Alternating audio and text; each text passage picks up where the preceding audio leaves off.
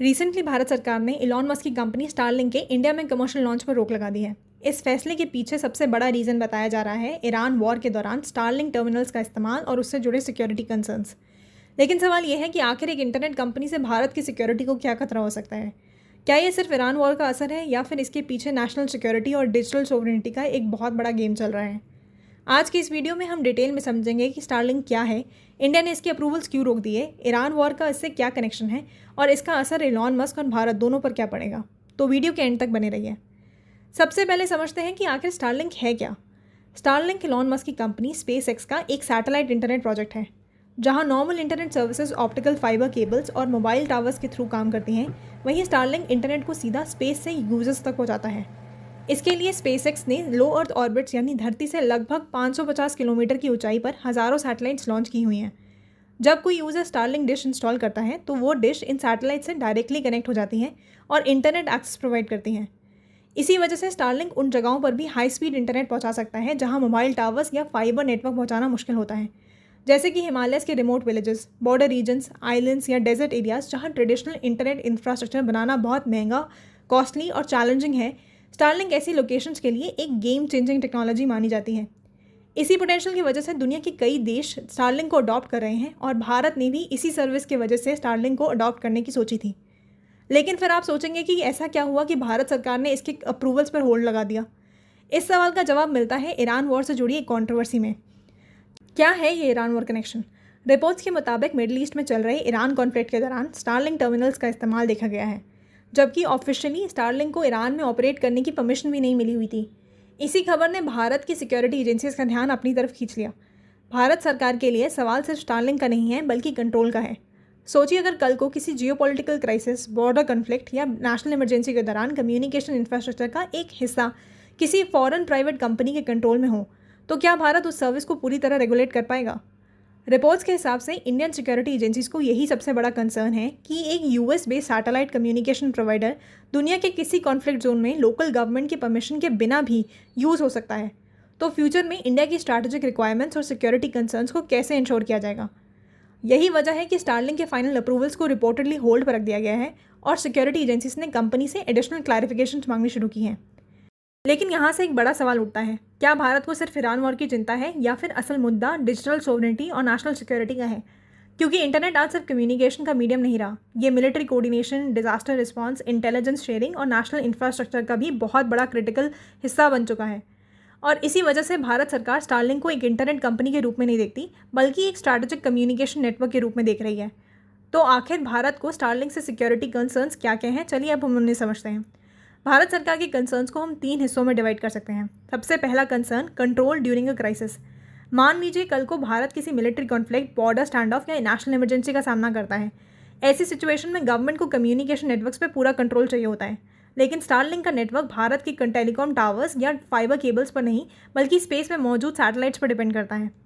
इसीलिए security agencies के लिए सबसे बड़ा सवाल ये है कि इमरजेंसी के दौरान फाइनल कंट्रोल किसके पास होगा, भारत सरकार के पास या एक फॉरेन प्राइवेट कंपनी के पास। दूसरा मेजर कंसर्न है डेटा एंड सोवरेनिटी। आज के डिजिटल वर्ल्ड में data is the new oil. हर देश चाहता है कि उसके सिटीजन्स और इंस्टीट्यूशन से जुड़ी क्रिटिकल इन्फॉर्मेशन उसके कॉन्स्टिट्यूशनल फ्रेमवर्क में रहे। इसीलिए भारत ने पिछले कुछ सालों में डेटा लोकलाइजेशन और डिजिटल सोवरेनिटी पर काफ़ी जोर दिया हुआ था। सिक्योरिटी एजेंसीज को चिंता है कि सैटेलाइट बेस्ड कम्युनिकेशन सिस्टम्स के केस में मॉनिटरिंग, कंप्लायंस और रेगुलेटरी ओवरसाइट को कैसे इंश्योर किया जाएगा। तीसरा मेजर कंसर्न है स्ट्रैटेजिक डिपेंडेंस। अगर फ्यूचर में रिमोट एरियाज, बॉर्डर रीजन्स या क्रिटिकल इंफ्रास्ट्रक्चर स्टारलिंक पर हेविली डिपेंड करने लगे तो भारत एक फॉरेन ओन्ड नेटवर्क पर स्ट्रैटेजिक डिपेंडेंस डेवलप कर रहा है। और जियोपॉलिटिक्स में डिपेंडेंस को हमेशा रिस्क के रूप में देखा जाता है। इसी वजह से कई देश क्रिटिकल टेक्नोलॉजीज में सेल्फ रिलायंस और स्ट्रैटेजिक ऑटोनॉमी को प्रायोरिटी देते हैं। यही रीज़न है जिनकी वजह से भारत सरकार रिपोर्टेडली स्टारलिंक के सिक्योरिटी फ्रेमवर्क्स को बहुत डीपली इवैल्यूएट कर रही है। लेकिन इसका मतलब ये नहीं कि भारत ने स्टारलिंक को परमानेंटली रिजेक्ट कर दिया है। दरअसल इलॉन मस्क की कंपनी ने भी इस कंट्रोवर्सी पे कुछ जवाब दिया है। स्टारलिंक ने कहा है कि वो भारत सरकार के साथ लगातार इंगेजमेंट में है और इंडियन रेगुलेटरी फ्रेमवर्क के अंदर काम करने के लिए कमिटेड है। कंपनी का फोकस इंडियन मार्केट में लीगली और ऑफिशियली लॉन्च करने पर बना हुआ है। अब सवाल ये है कि इलॉन मस्क और स्टारलिंक इंडिया के मार्केट में एंट्री लेने के लिए इतने एक्साइटेड क्यों हैं? इसका जवाब छुपा है भारत की डिजिटल इकोनॉमी और उसके मैसिव इंटरनेट यूज़र बेस में। आज भारत दुनिया के सबसे बड़े इंटरनेट मार्केट में से एक है। करोड़ों लोग रोज़ इंटरनेट का इस्तेमाल करते हैं और हर साल नए यूज़र्स ऑनलाइन आ रहे हैं। लेकिन इतनी बड़ी डिजिटल ग्रोथ के बावजूद भारत के कई रिमोट रीजन्स में आज भी रिलायबल इंटरनेट अवेलेबल नहीं है। हिमालय के कुछ गांव, नॉर्थ ईस्ट के पहाड़ी इलाके, बॉर्डर विलेजेस, डेजर्ट्स और आइलैंड्स जैसे रीजन्स में ट्रेडिशनल टेलीकॉम इंफ्रास्ट्रक्चर पहुंचाना काफ़ी मुश्किल और महंगा होता है।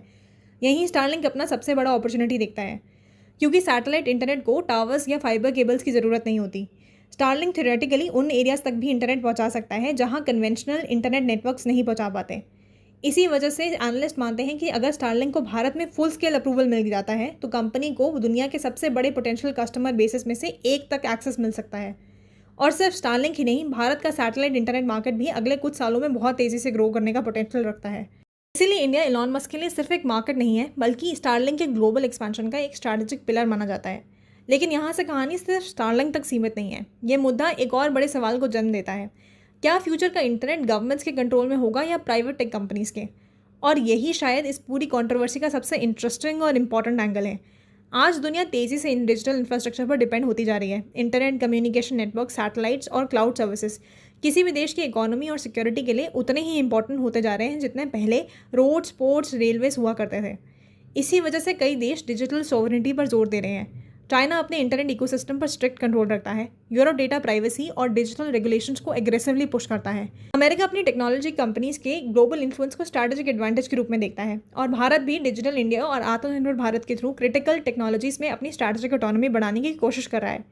इस पर्सपेक्टिव से देखा जाए तो स्टारलिंक का इशू सिर्फ एक इंटरनेट का इशू नहीं है। ये एक ऐसा डिबेट है जहाँ टेक्नोलॉजी, नेशनल सिक्योरिटी, जियोपॉलिटिक्स और सॉवरेनिटी एक दूसरे से टकरा रही हैं। एक तरफ इनोवेशन और कनेक्टिविटी के फ़ायदे, दूसरी तरफ नेशनल सिक्योरिटी और स्ट्रैटेजिक कंट्रोल के कंसर्न्स हैं, और भारत इन दोनों के बीच में बैलेंस बनाने की कोशिश कर रहा है।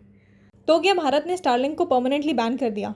अभी तक जो रिपोर्ट्स आई हैं उनके मुताबिक सिचुएशन परमानेंट बैन की नहीं है, बल्कि सिक्योरिटी रिव्यू और अप्रूवल प्रोसेस को होल्ड पर रखने की है। लेकिन इस कंट्रोवर्सी ने एक बहुत बड़ा सवाल ज़रूर खड़ा कर दिया है। आने वाले समय में जब इंटरनेट सैटेलाइट्स के थ्रू ऑपरेट होगा, तब कंट्रोल किसके पास होगा? गवर्नमेंट के पास या फिर प्राइवेट टेक्नोलॉजी जाइंट्स के पास? और जब नेशनल सिक्योरिटी और टेक्नोलॉजिकल इनोवेशन एक दूसरे के सामने खड़े होंगे तो प्रायोरिटी किसको मिलेगी? फिलहाल भारत सरकार और स्टारलिंक के बीच में डिस्कशन जारी हैं, लेकिन जो भी फाइनल डिसीजन होगा उसका असर सिर्फ स्टारलिंक पर नहीं बल्कि भारत के डिजिटल फ्यूचर और सैटेलाइट इंटरनेट इंडस्ट्री के फ्यूचर पर भी पड़ सकता है। आपका क्या मानना है? क्या भारत सरकार का ये फैसला सही है या स्टारलिंक को जल्दी अप्रूवल मिल जानी चाहिए? अपनी राय कमेंट सेक्शन में ज़रूर बताएं।